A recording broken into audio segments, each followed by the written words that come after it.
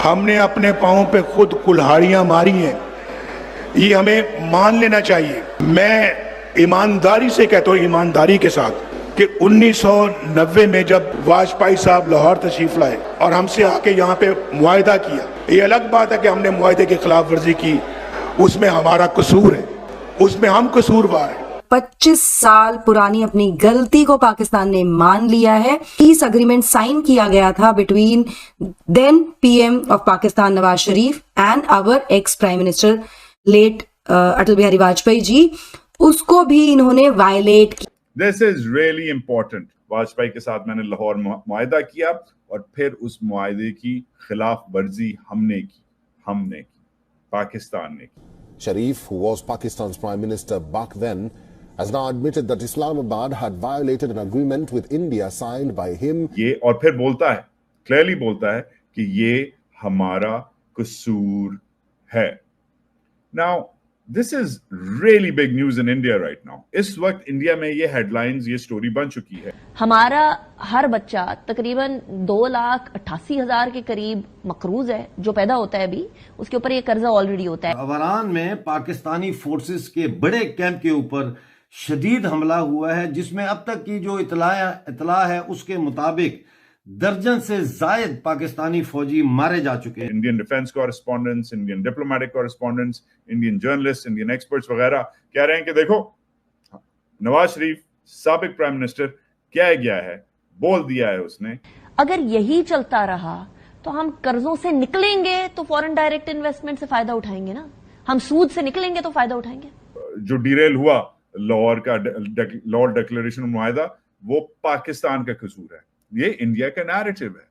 अब इस सब में सपोर्ट किसे हो रही है?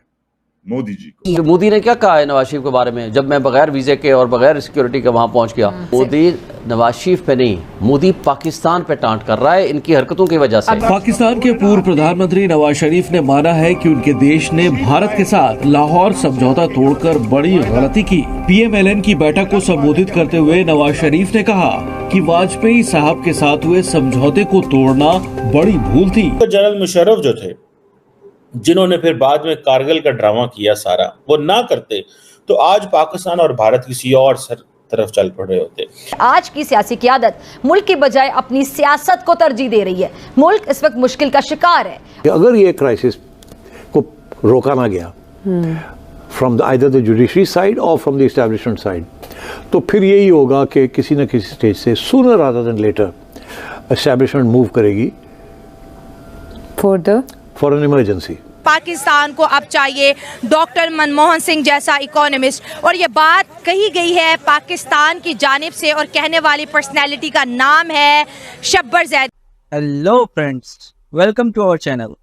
जैसा कि आपने वीडियो में देखा, पाकिस्तान के भूतपूर्व प्रधानमंत्री नवाज शरीफ ने ओपनली ये बात मान ली है कि कारगिल वॉर हमारी सबसे बड़ी गलती थी और हमने खुद अपने पैरों पर कुल्हाड़ी मारी थी। वरना 1999 में अटल बिहारी जी, जो कि उस वक्त के भारत के प्रधानमंत्री थे, वो पाकिस्तान गए थे और उन्होंने पाकिस्तान के साथ एक शांति समझौता कर दिया था, मगर पाकिस्तानी फौज जनरल मुशर्रफ को यह नामंजूर था और उन्होंने कारगिल वॉर छेड़ दी। अब नवाज शरीफ ये मान रहे हैं कि वो गलती अगर हमने ना की हुई होती तो आज हमें आटे दाल के लिए ऐसे भीख ना मांगनी पड़ती। पर नवाज शरीफ का ये सच काफ़ी पाकिस्तानियों को हजम नहीं हो रहा है और उनका रोना धोना चालू है। आपका इस पर क्या विचार है? आप हमें वीडियो पर कमेंट्स करके बता सकते हैं। वीडियो को लाइक करें, चैनल सब्सक्राइब करें और बेल आइकन प्रेस करना मत भूलिएगा। चलिए वीडियो में आगे चलते हैं। Finally Pakistan has accepted the betrayal. जो धोखा दिया भारत को, वो पाकिस्तान ने अब कबूल कर लिया है। यहाँ मैं आपको बता दूं कि पाकिस्तान के former prime minister Nawaz Sharif ने ट्यूसडे को एडमिट किया कि इस्लामाबाद ने उल्लंघन किया था एक एग्रीमेंट का भारत के साथ। यहाँ पर वो बात कर रहे थे लाहौर डिक्लेरेशन की, जो कि साइन किया गया था शरीफ और हमारे प्रधानमंत्री, एक्स प्रधानमंत्री लेट श्री अटल बिहारी वाजपेयी जी के द्वारा 1999 में लाहौर में।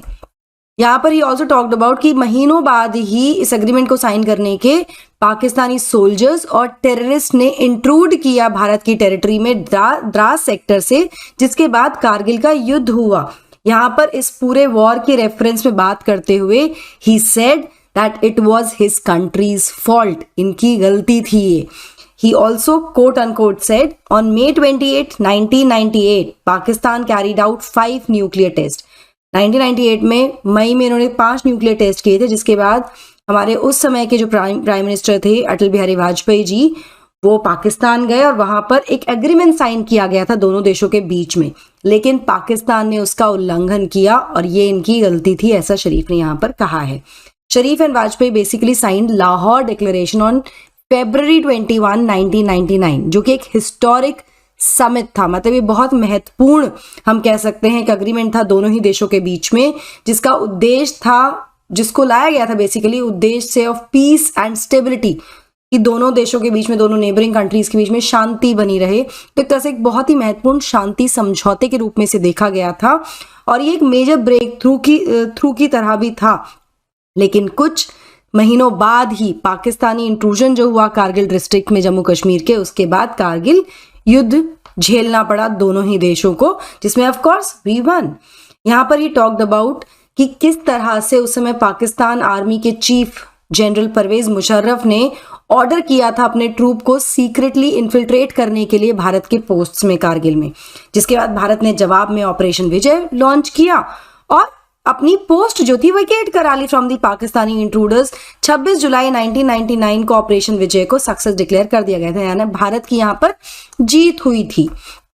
इस संबंध में यूएस की क्या भूमिका थी, इसके बारे में भी he talked about. He said president bill Clinton ने इनको $5 बिलियन ऑफर किए थे कि आप न्यूक्लियर टेस्ट मत कीजिए, लेकिन शरीफ रिफ्यूज्ड। यहाँ पर he talked about Imran Khan also और कहा कि यदि मेरी जगह पर इमरान खान होते तो शायद क्लिंटन का ऑफर उन्होंने एक्सेप्ट कर लिया होता। 26 साल बाद आपको याद आया कि जनाब 28 मई भी कोई हुआ था और उसके ऊपर आपने ये बटन दबा दिया था।